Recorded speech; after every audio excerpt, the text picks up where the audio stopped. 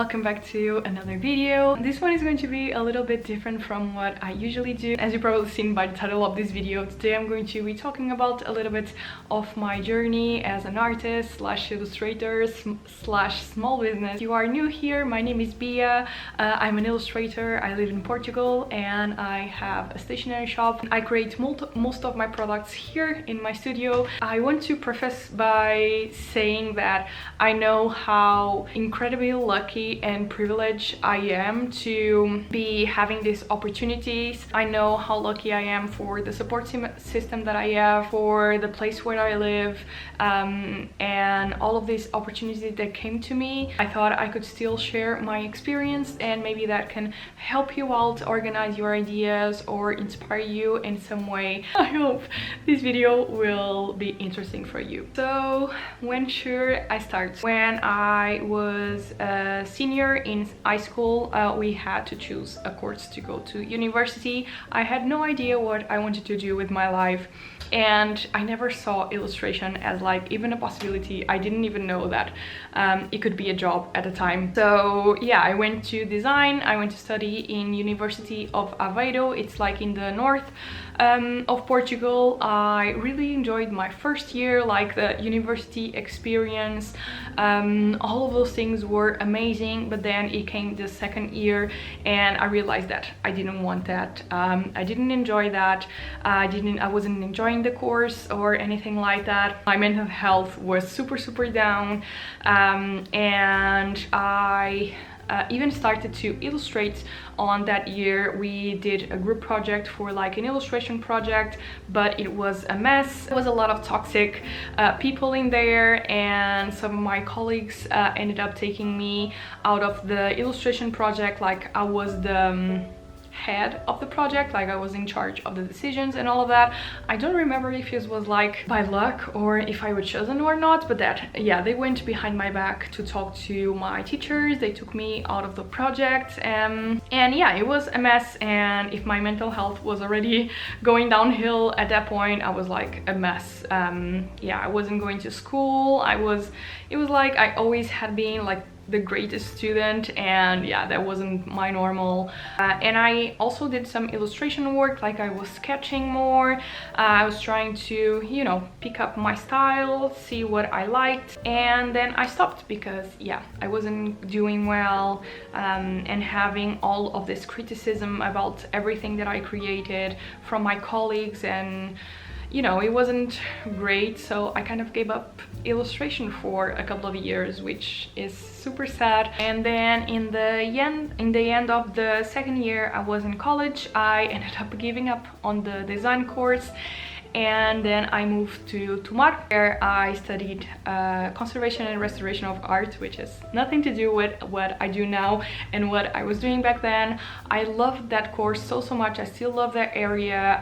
It's just so interesting and nice, and you know, museums, paintings, all of that is just it's so cool. The second year I ended up doing an internship, like from the second year to the third year. I ended up doing an internship in India, in Goa, and I basically realized that I didn't wanted that job. It was too boring for me, it was too repetitive. So that internship for me was like really nice to open my eyes for that. And then we stay an extra maybe 2 to 3 weeks exploring the south of India with one of those friends, and that's when I brought my creativity back. I don't know if I was more relaxed, and if it was like Indian magic or something like that, and all the colors and seeing all these people and different people and all of that. Yeah, I started to sketch again, and I came back to Portugal super inspired, and I actually started my Instagram account 1 or 2 months later after coming back, and I don't even know how I got the courage to that, like looking at it. And I started accepting orders for portraits, and at this time I was only using watercolors. So yeah, I started with that. After a few months of doing portraits, I started to explore my own illustrations, which was super scary. And I remember just being so proud and just thinking, oh, maybe I can do this, maybe I can be creative. Because one thing is to do portraits and you're still being creative, and I was already exploring my styles and the colors that I wanted and the shapes that I wanted and how I wanted to do like the faces and the expressions and all of that. But it's another thing to explore, like create an illustration from scratch, from nothing, just, and that was like an acceptance as me as an artist, just, you know, saying to myself that I can do this. If I explore this enough, I can actually create illustrations and be an artist. But yeah, it's not all fun and games, because at the end of 2018 I was totally burned out.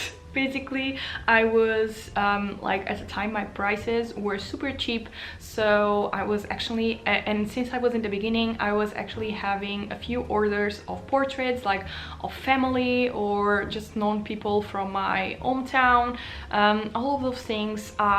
So I was studying full-time.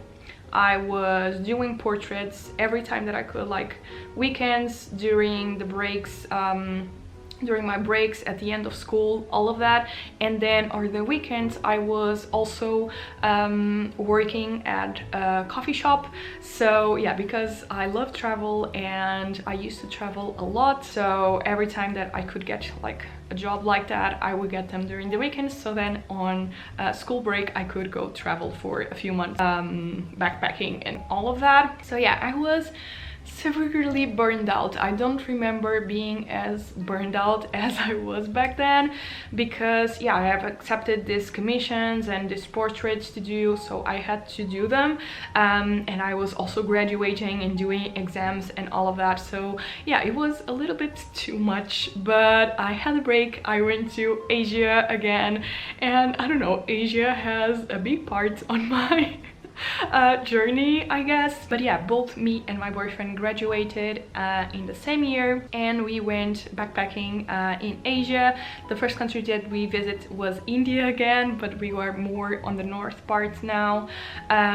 We also went like to Thailand, we went to Cambodia, we went to Indonesia, we went to a couple of countries, and we were there for 4 months. So it was a lot of time for me to, you know, thinking about things, reorganize my thoughts, what I wanted to do, and all of that. I basically wasn't drawing, wasn't sketching, wasn't creating anything, because I was so severely burned out. At the end of our trip there, we were staying like in our Airbnbs and all of that for long periods of time, because we were getting really tired.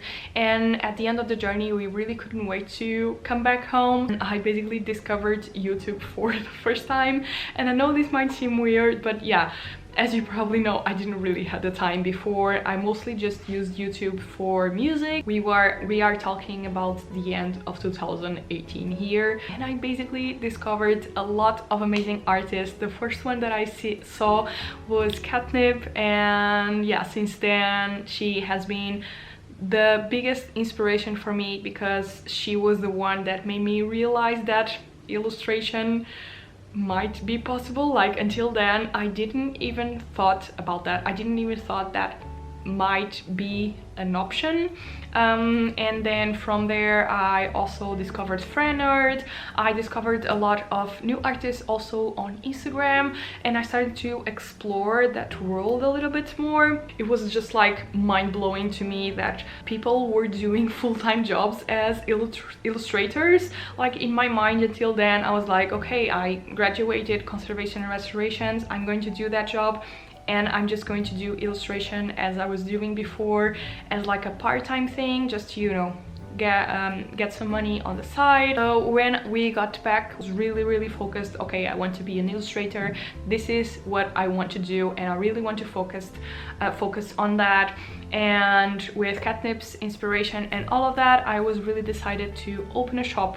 So I started to work on my first ever collection, which was the houseplants collection. I still have a couple of notebooks of those original collections on my shop. It was a really small collection. I ordered some vinyl stickers. They are like printed in A6 and I still have a bunch of them because I ordered like 100 or something.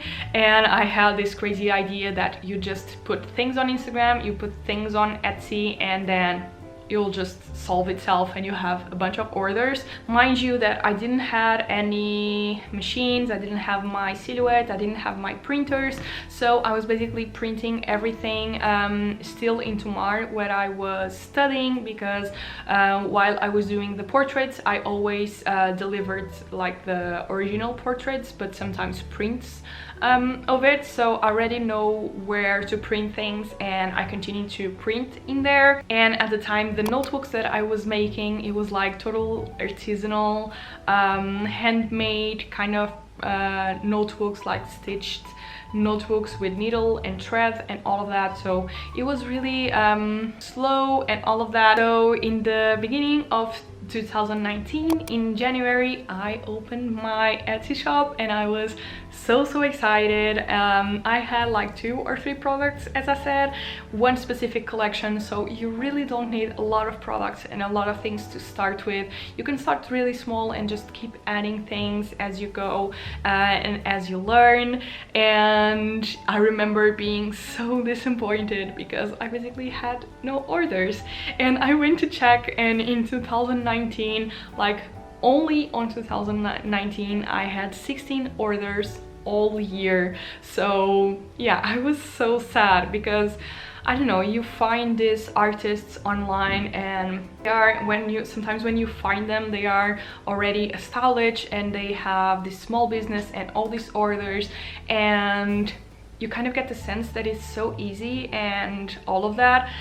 And I remember being so sad because it wasn't working the way that I wanted to work, and I was running out of money because I had that 4-month-long trip to Asia. I came back and I wanted, I don't know, I had this crazy expectation that I would put products online and I would be an illustrator with a lot of money, which didn't happen, of course. So I ended up finding a part-time job as like, not a hairdresser, like it was in a man's hairdresser, and I was just basically washing their heads and hair before they would cut it. I was there for maybe a month only, because then I found another part-time job doing like social media, photography, Instagram work kind of thing, taking product photos for websites and like product photos for social media and all of that, which was super nice and a super amazing preparation for the work that I do now as well. I was still living in my parents' house, didn't have any expenses really, so I could only take a part-time job and focus a little bit more on my illustration. So that's why I'm saying that I feel like I was so privileged and a little bit easier for me to start, because yeah, I didn't have a lot of I didn't have any expenses. I was a little bit more free in terms of money and all of that. So now that I had this part-time job, I could finally start to invest a little bit more on my business. The very first thing that I got was the photo lights that I still use, so I have them since 2019. And then little by little I started to add more products. I started to add the stapled notebooks, I did for the first time notepads, and I started to create other collections still in watercolor. So they took me forever to make them, because I would have to paint them, then digitize them, and then clean them up in Photoshop, creating the outlines, all of that digitally. And by then I realized that I worked better working by collection. I think more or less what I do now. So I basically decide a theme, and then I would just create products with that theme, like the notebooks, stickers, all of those things. I also started to print the stickers in like a local shop, firstly using their paper, and then I started to buy my own paper and still print in there because I didn't have a printer. And then in the beginning of 2019 I had another adventure, which was doing my first ever market, which was terrible. It was so bad. It went super bad in terms of sales. Now looking back, like, I kind of understand why I didn't have any products. My table was mostly empty. I had like 2 prints. I only had the houseplants and the planets collection. I had 2 notebooks, 1 notepad, and maybe 2 sticker packs or something like that.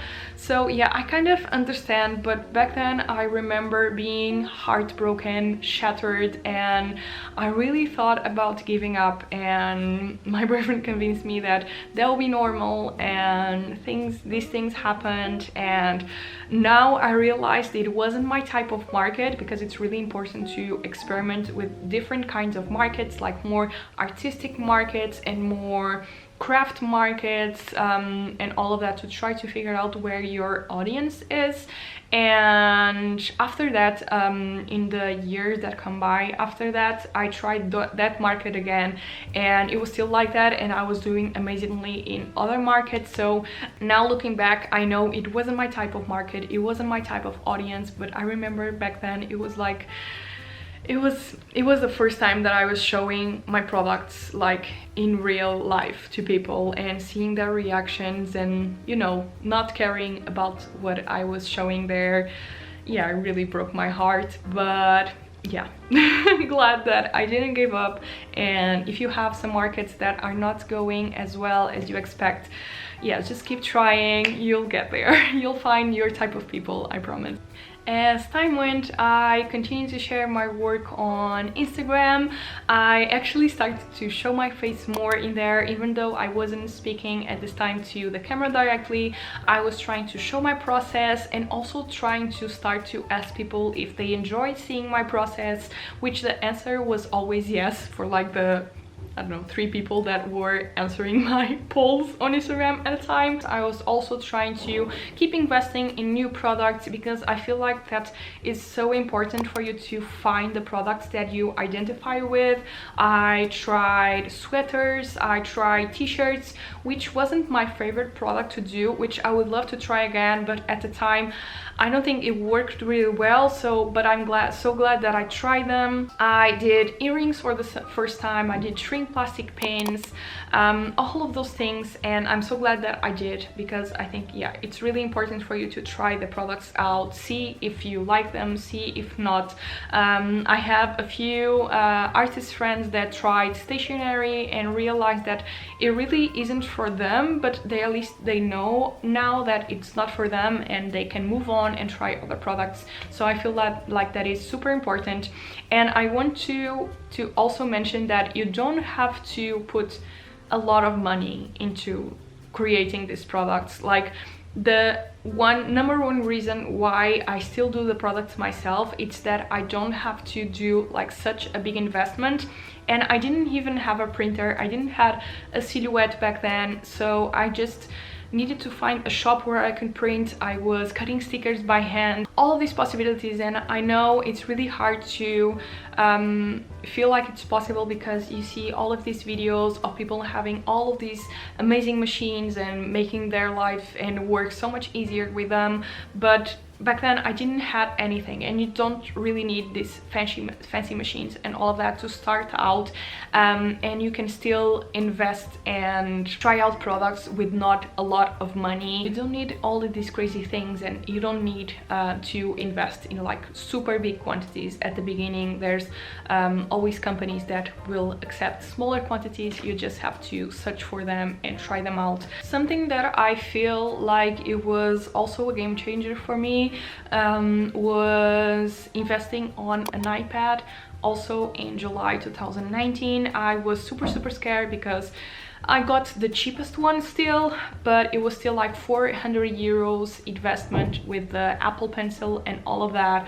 And I had to get it with like my credit card because I couldn't afford it. But I was feeling so stuck because at the time I was still working with watercolors. It was taking me forever to create a collection for the shop and creating new products because of it. So I really wanted to try digital illustration. I was super scared because I had an Instagram where I only showed watercolor products and all of that, so I was really afraid that people won't like that I was switching to digital illustration, and I was also afraid by me that I would be doing this crazy investment that I didn't feel like I needed, and then wouldn't like it or something. But it made my life so much easier. The first time that I tried to use the iPad, I was still like in the beginning, I was still trying to emulate watercolors, and it was like that for a couple of months until I tried to loosen up and really explore the iPad. But it was mind-blowing to me that I could just create and then go to the computer, and then you know, it was so much easier. And I think that was one of the things that really made my shop not jump, because I was still not making any orders or anything, but I could just create things so much faster and all of that. And then I started my YouTube channel. I've been wanting to start a YouTube channel for a little while, since I found like Fran Art, Catnips, and all of these amazing artists on YouTube, and I really wanted to do the same for like having this backlog of things. I think it will be so much fun to, you know, look back at my videos and see how much I've grown. I did my first video, I posted in August, and I was so embarrassed. It was so bad. I didn't spoke. It was like footage from a couple of weeks. I just filmed myself working as I was doing already, posting on Instagram stories and all of that. It was so scary. And then I just kept posting week after week after week, and I'm so glad that I did, because I can say for sure that YouTube, it's one of the biggest reasons that I'm here right now doing this full-time. I can reach so many people. I got so many friends that found me on YouTube and came chat with me on Instagram. It was one of the biggest things and greatest things that I did, and I'm so glad that I did it, because yeah, it can be life-changing, and for me it was. So yeah, I just kept posting studio vlog after studio vlog. And mind you that I started my channel in August, and it was only on January of 2020 that I reached 100 subscribers. So it took me a little while. Just keep going, just keep posting videos, exploring different kind of videos and all of that, because I think it really helps. Regarding talking to the camera, it's something that you have to practice. Only after doing YouTube for maybe 2 years or something, I started to, you know, get more comfortable talking to the camera and all that. So it definitely comes with time. Don't expect or don't wait to start when you feel comfortable, because you're never going to feel comfortable. You just have to get your phone or a camera, point at you, and just film yourself working.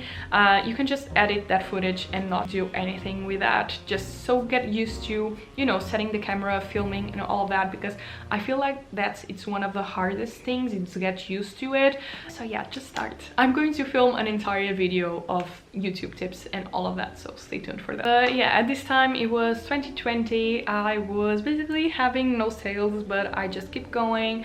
I kept going to markets. I was getting more comfortable with it. I was still trying to create new products, try new things. I remember trying tote bags and all of that for the first time. And then in March the pandemic hit, as you know. I had one of the worst experience of my life. Basically all of my family got COVID. My dad went to the hospital and ended up passing away a few months later. So 2020 was basically the worst year of my life so far. But you know, doing videos and creating illustration and, you know, chatting with people on Instagram, getting to know other artists, basically just you know, saved my life. It was in the hospital for 3 months, so having these distractions basically was my escape, and I'm just so thankful for everyone that chatted with me and had no idea what was going on behind the scenes. If it would happen now, I feel like maybe I would share a little bit more, but since I was using YouTube and Instagram as my escape, I basically never talked about it, just with some people that I was getting friends with on Instagram and all of that. So most people that follow me here on YouTube or Instagram never had any idea of what was going on, and I wanted to keep it that way, because for me, like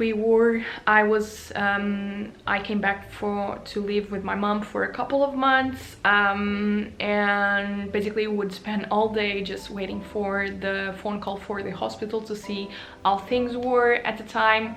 So, you know, just being in my studio all day, and being able to distract myself from it, filming videos and, you know, doing some challenges and like drawing challenges and all of that would like, it was so helpful, and yeah, it was like the biggest saving for me.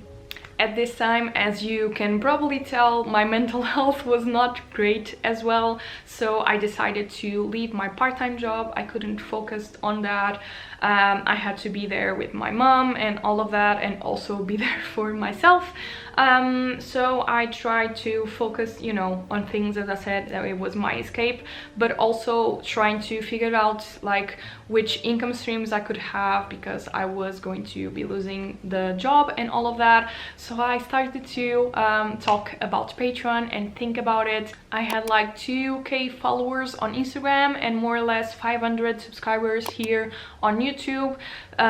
So yeah, I didn't have like a big audience, I didn't have like these crazy numbers, but I think it's still possible if people identify with you and with your art and all of that. I don't think you have to have this crazy following to make it work and all of that. So again, I launched my Patreon on the 1st of July, which has been more than 2 years now, which is absolutely crazy. And on the first day that I launched my Patreon, I got 10 patrons, which was my goal for like the whole month, or I don't even know. I never thought that 10 people would join. So it was a crazy emotional ride. I was already crazy emotional back then, but it was so nice. I also got my first printer around this time. I was getting more comfortable with the iPad, so I was creating my first ever digital illustrations. You know, I think those months for me, I was starting to feel more independent on my business, because, you know, it's possible, and as I said before, you can do it without having these machines and all of this. But I was being able to create all of the things in the same room and a lot faster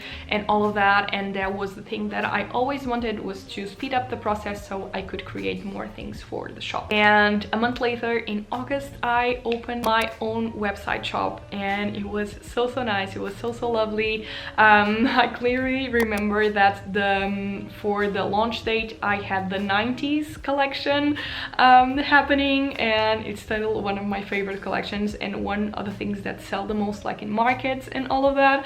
So it's kind of crazy to think that I already created that collection 2 years ago, and that I started my website 2 years ago. By the way, I thought I could mention this. I was only using Etsy for like the 2 years, 1 year and a half more or less, since I opened my shop, and I decided to go to my website when I was getting about 30 to 50 euros a month on sales, and as you can see, I was basically having no sales. I was making no money at all. But yeah, I decided to take the leap, going to my website when I was getting more or less those amounts per month, because I feel like when you are getting that, the Etsy fees start to not be so great. But I still feel like Etsy, it's an amazing platform to start with, because you don't have that big investment as you do on a website. My subscribers on YouTube YouTube were getting bigger little by little. I was getting to like 600, 700 subscribers,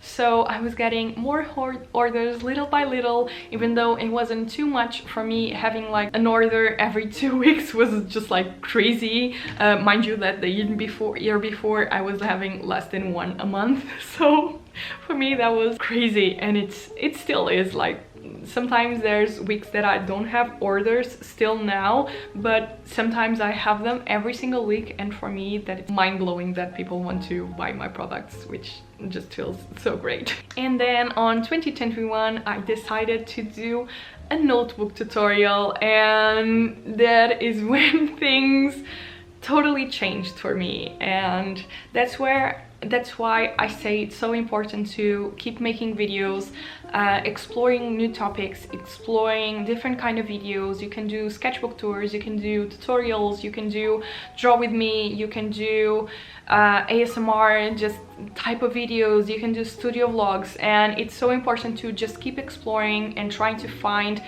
your audience doing this kind of videos, because you never know when a video is going to pick up. Sorry if the angle changed a little bit, but I ran out of space on my memory card. So what else was I saying? But yeah, before posting that tutorial I had like 3K on YouTube, and after that I posted the video in February, and in April I reached 10K, which was amazing. I also reached 100 patrons, so it was like a big jump in just a short amount of time. That video, it's now at around 600,000 views, which is still mind-blowing. So yeah, it went viral, kind of viral on YouTube, and that meant a lot of people found my channel. My business started to grow a little bit more since I posted that video. So yeah, you never know which is going to be the content that you put out there, or the piece of art, or the illustration, or the video that you put out there, that it can change your life. I think it's you got to be a little bit lucky as well. After that I tried to post other videos that didn't do as good as that one. I think it's all about posting at the right time, finding the right audience, and all of that. Sometimes it's just little by little, and sometimes some things happen that allow you to, you know, move things a little bit faster, I guess.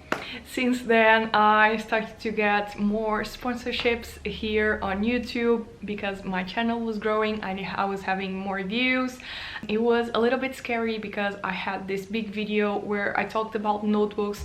So since then some of the videos where I talk or mention notebooks are the ones that do a little bit better, so it's always like the pros and cons of that. But I've been trying to play around with that a little bit more again, and just, you know, keep trying things out and all of that. I also started to manufacture some products since last year. I did my first ever pins and washi tapes, and washi tapes, it's now one of the best selling products on my shop. So yeah, it's really scary to take all of these steps in your journey. Some might be like getting out of your comfort zone and starting a YouTube channel, or, you know, invest in some products and start manufacturing, but sometimes it really is worth it, and I know how much scary it is, but yeah, sometimes we have to take a leap of faith, and remember, it doesn't have to be all or nothing. You can do still an investment, but a smaller investment. You don't have to, you know, if you want to try washi tapes, you don't have to order like 5 designs at a time. You can order 1 design, see how it goes, and just go little by little, because we are the ones putting pressure on ourselves, and, you know, wanting to go faster, and we compare ourselves to others, and we are not on the same steps that they are, and it's totally okay. We are, you know, we all have our journey and our path. Some are like faster than others, others are, you know, have other opportunities and all of that. So it's really important not to compare ourselves with others, even though I know how hard that is. One of the biggest scary steps that I took, it was last year when I decided to take the leap, and rent this studio right here. Prepared for this video, I went to my Instagram and I looked to all of the stories that I've been posting since I created my Instagram, and it was just so emotional, and a trip down memory lane, and it was just so nice. Bia from the past, if she would see me now, she probably wouldn't believe where I am right now. And finding this studio, such a big step, but as I said in the beginning of the video, I'm really lucky to, you know, all these possibilities, because it's a super cheap place. I was really lucky to find it. I pay like 120 euros a month plus expenses, so it's not a big investment. It still is, especially when you have to pay for rent and all of that. It's still an add-on, but I just feel so lucky to being able to have found this place and being able to rent a studio and being able to you know, have this creative space where I can create my products. Yeah, I'm really happy to be where I am right now. Definitely not taking it for granted, and I can't wait to, you know, maybe film a video like this in a year or two and see where we are. I hope this was interesting and that you guys enjoy it. Please leave me a comment down below so I know that you liked it, so I can film more videos like this in the future. So yeah, I hope you liked this video, and I'll see you very soon. Bye! Bye!